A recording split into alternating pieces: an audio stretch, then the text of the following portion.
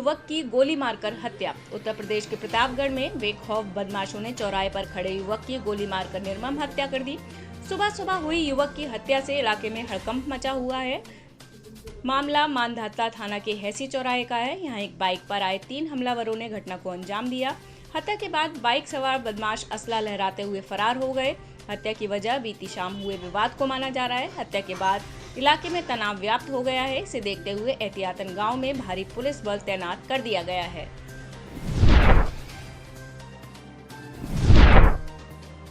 लोकसभा चुनाव के लिए सपा बूथ स्तर पर कर रही संगठन मजबूत। आगामी लोकसभा चुनाव को लेकर सपा अध्यक्ष अखिलेश यादव ने खुद मोर्चा संभाला हुआ है। एक तरफ बूथ स्तर पर संगठन को मजबूत करने का काम हो रहा है, तो दूसरी तरफ अखिलेश यादव खुद जिलेवार बैठक कर रहे हैं। सपा की इस तैयारी पर पार्टी के महासचिव और एमएलसी स्वामी प्रसाद मौर्य ने कहा कि जो काम बहुत पहले हो जाना चाहिए था, उस पर अब एक्सरसाइज चल रही है। इसके अच्छे परिणाम आएंगे। संगठन अगर चुस्त दुरुस्त रहेगा तो परिणाम अच्छे होंगे।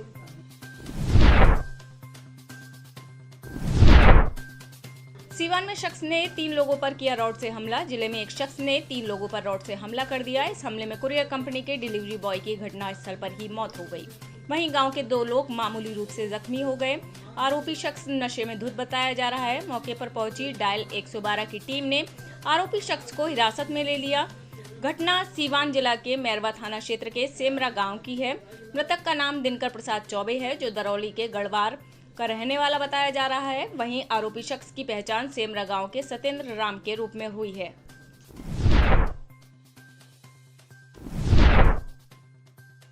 ओडिशा रेल हादसे को लेकर केंद्र पर भड़की आरजेडी। ओडिशा के बालासोर में 2 जून यानी शुक्रवार शाम को हुए ट्रेन हादसे को लेकर बिहार में सत्तारूढ़ आरजेडी ने केंद्र सरकार पर निशाना साधा है। साथ ही रेल मंत्री अश्विनी वैभव पर भी तंज कसा है। इस दर्दनाक हादसे में अब तक 261 लोगों के शव बरामद किए जा चुके हैं। वहीं सैकड़ों लोग घायल हुए हैं। आरजेडी ने हादसे को दुखद बताते हुए केंद्र सरकार पर निशाना साधा है। ट्वीट के जरिए आरजेडी ने प्रधानमंत्री नरेंद्र मोदी का नाम न लेते हुए निशाना साधा है। दुखद रेल हादसा एक दौर था जब देश रेल मंत्री का नाम जानता था, रेल बजट अलग पेश होता था, रेलवे का निजीकरण नहीं हुआ था, युवाओं को रेलवे में लाखों नौकरियां मिलती थीं। अब कोई रेल मंत्री को नहीं जानता। सारी हरी झंडी केवल और केवल एक आत्ममुग्ध प्रचार मंत्री दिखाता है।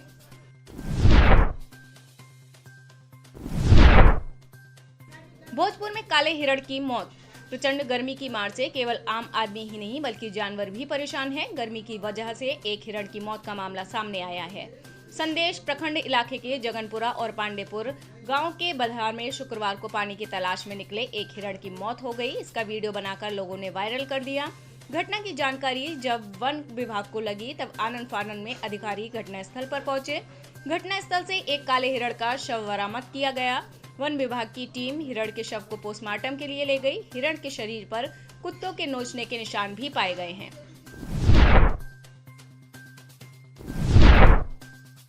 सरकार को लगाया 15,000 करोड़ का चूना। नोएडा पुलिस ने जालसाजों के एक ऐसे गिरोह का पर्दाफाश करने में कामयाबी पाई है जो फर्जी कंपनियां बनाकर जालसाजी कर जीएसटी रिटर्न क्लेम करते थे। इस मामले में पुलिस ने 2 सीए समेत कुल 8 आरोपियों को गिरफ्तार किया है। आरोपियों ने अपने साथियों के साथ मिलकर फर्जी दस्तावेज के आधार पर देश भर में 2660 कंपनियां खोलकर जीएसटी रिफंड लिया है। ये कंपनियां देश भर के विभिन्न राज्यों में खोली गई थीं। इनके माध्यम से ये लोग फर्जी बिल बनाकर जीएसटी का क्लेम करते थे। इस तरह आरोपित अब तक करीब 15,000 करोड़ रुपए का चूना विभिन्न राज्यों में सरकार को लगा चुके हैं। ये लोग एक कंपनी से 5 से 10 करोड़ रुपए के टैक्स की चोरी करते थे।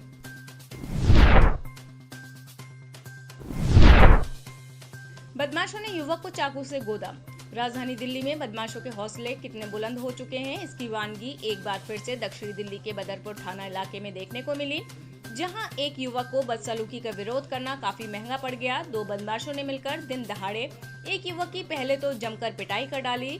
जब इतने पर भी उनका मन नहीं भरा तो उन्होंने चाकू निकालकर ताबड़तोड़ युवक पर हमला कर दिया और फिर मौके से चलते बने।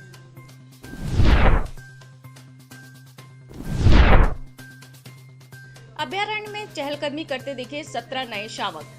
मध्य प्रदेश को टाइगर स्टेट के रूप में जाना जाता है। मध्य प्रदेश में बाघों की संख्या में लगातार इजाफा हो रहा है। विशेषकर मध्य प्रदेश की राजधानी भोपाल और उसके आसपास से जुड़े वन्य क्षेत्र में बाघ बेहतर जीवन यापन करने में सफल हुए हैं, जिसका परिणाम यह है कि राजधानी भोपाल और उससे सटे अभ्यारण्य में लगातार बाघों की संख्या बढ़ रही है। मिली जानकारी के अनुसार भोपाल से सटे रातापानी सेंचुरी में नए बाघ शावकों की संख्या में इजाफा हुआ है। सूत्रों से मिली जानकारी के अनुसार रातापानी सेंचुरी में 17 नए बाघ शावकों की उपस्थिति दर्ज की गई है, जिनकी उम्र 6 से 7 महीने की बताई जा रही है।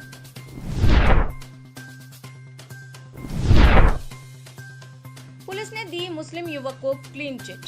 मध्य प्रदेश के जबलपुर शहर में लव जिहाद के मामले में पुलिस ने मुस्लिम युवक को क्लीन चिट दे दी है। पुलिस का कहना है कि मुस्लिम युवक और हिंदू युवती की रजिस्टर्ड मैरिज आपसी सहमति से हुई थी। इसकी जानकारी दोनों के परिजनों को भी थी।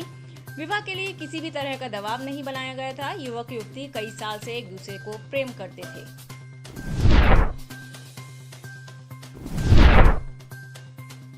हिंदू छात्राओं को लगानी होती थी हिजाब के साथ फोटो। मध्य प्रदेश के दमोह जिले में गंगा जमुना स्कूल में स्कार्फ विवाद की जांच तेज हो गई है। हिंदू छात्राओं की हिजाब वाले पोस्टर सामने आने के 3 दिन बाद राज्य बाल अधिकार एवं संरक्षण आयोग की टीम शुक्रवार को जांच के लिए दमोह पहुंची। वहीं इस मामले में मुख्यमंत्री शिवराज सिंह चौहान की सख्ती के बाद शिक्षा विभाग ने स्कूल का पंजीयन रद्द कर दिया है। दरअसल मंगलवार को दमोह जिले के गंगा जमुना स्कूल ने 10वीं में अच्छे नंबरों से पास होने वाली 4 हिंदू छात्राओं की हिजाबनुमा स्कार्फ में फोटो अपने पोस्टर में लगाए थे। इसका हिंदू संगठनों ने विरोध किया था।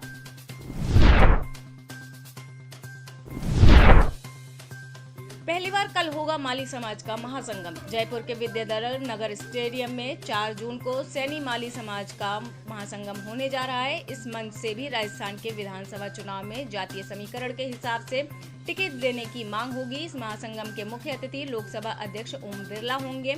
उनके साथ यूपी के उप मुख्यमंत्री केशव प्रसाद मौर्य भी वहां मौजूद रहेंगे। इस मंच से प्रदेश का सैनी माली समाज एक बड़ा संदेश की कोशिश करेगा। यह महासंगम 75 साल में पहली बार हो रहा है।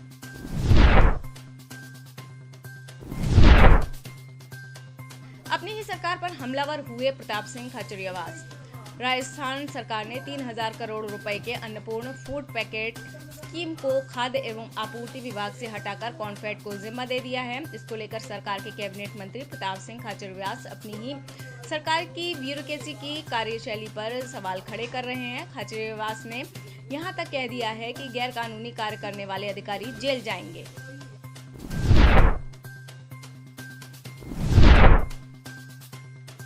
हॉलीडे होमवर्क को बाल मनोविज्ञान के आधार पर तैयार किया गया। पूरे पंजाब में गर्मियों की छुट्टियों की घोषणा कर दी गई है। अब 2 जुलाई से बच्चों के स्कूल फिर से खुलने वाले हैं।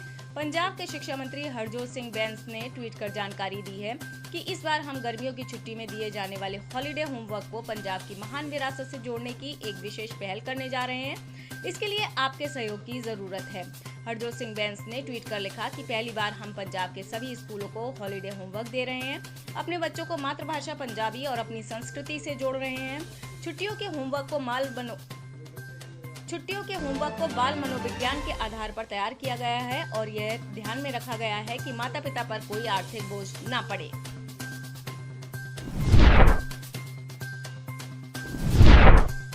कोरोमंडल रेल हादसे पर सीएम शिंदे ने व्यक्त की संवेदना।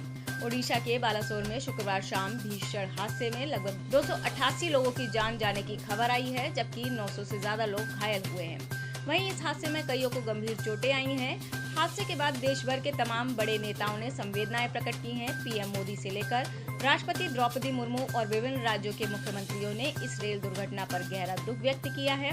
वहीं महाराष्ट्र के सीएम एकनाथ शिंदे ने ट्वीट कर शोकाकुल परिवारों के प्रति संवेदना व्यक्त की है।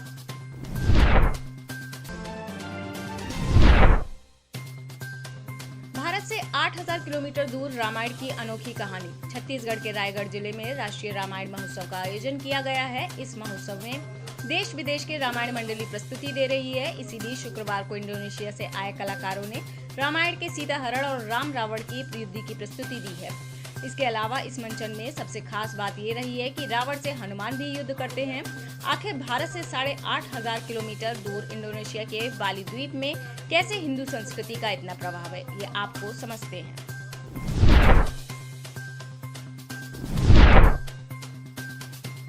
ओडिशा ट्रेन हादसे पर रूस के राष्ट्रपति ने जताया शोक। भारतीय राज्य ओडिशा में हुई भीषण रेल दुर्घटना में 250 से ज्यादा यात्रियों की जानें चली गई।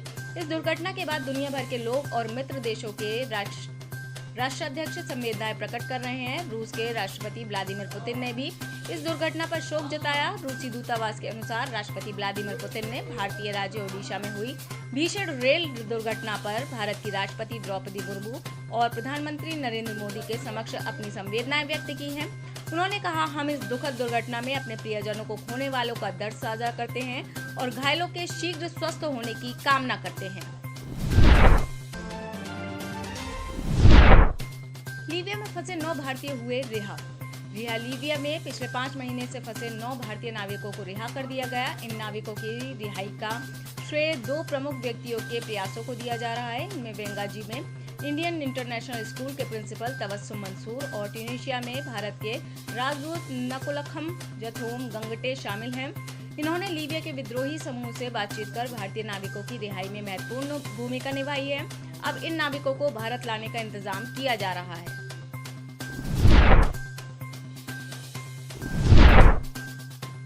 क्रिश्चियन लड़के को सुनाई गई मौत की सजा। इस्लामिक मुल्क पाकिस्तान में एक क्रिश्चियन लड़के को मौत की सजा सुनाई गई है। लड़के का नाम नौमान मसीह है, जो 19 साल का है। उसे वहां ईश निंदा का दोषी ठहराते हुए इतना कठोर दंड दिया गया। मीडिया रिपोर्ट्स के मुताबिक नौमान मसीह को पाकिस्तान के एक अदालत ने एक मैसेजिंग ऐप पर ईश निंदा वाली सामग्री शेयर करने का दोषी ठहराया है और मौत की सजा सुनाई। उस पर 20,000 रुपए का जुर्माना भी लगाया। उसके खिलाफ 4 साल पहले शिकायत दर्ज कराई गई थी।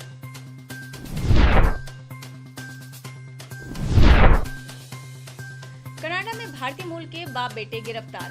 कनाडा के पुलिस ने भारतीय मूल के कनाडाई बाप बेटे की जोड़ी को किशोर लड़कियों का यौन शोषण करने के आरोप में गिरफ्तार किया है।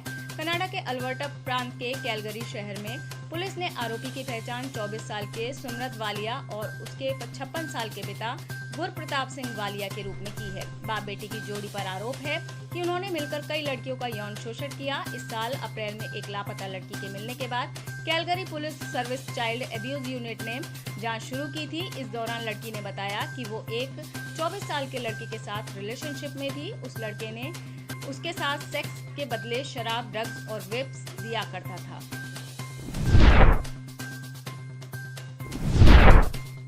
अब दिवालिया नहीं होगा अमेरिका। दुनिया की सबसे बड़ी अर्थव्यवस्था वाला देश अमेरिका अब दिवालिया होने से बच गया है।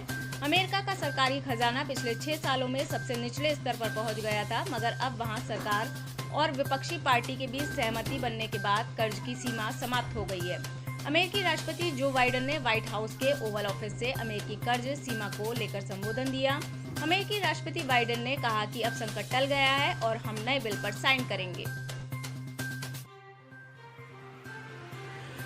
आप इस खबर के बारे में क्या सोचते हैं, हमें कमेंट सेक्शन में बताएं। साथ ही ब्रह्मास्त्र न्यूज को सब्सक्राइब और शेयर भी जरूर करें।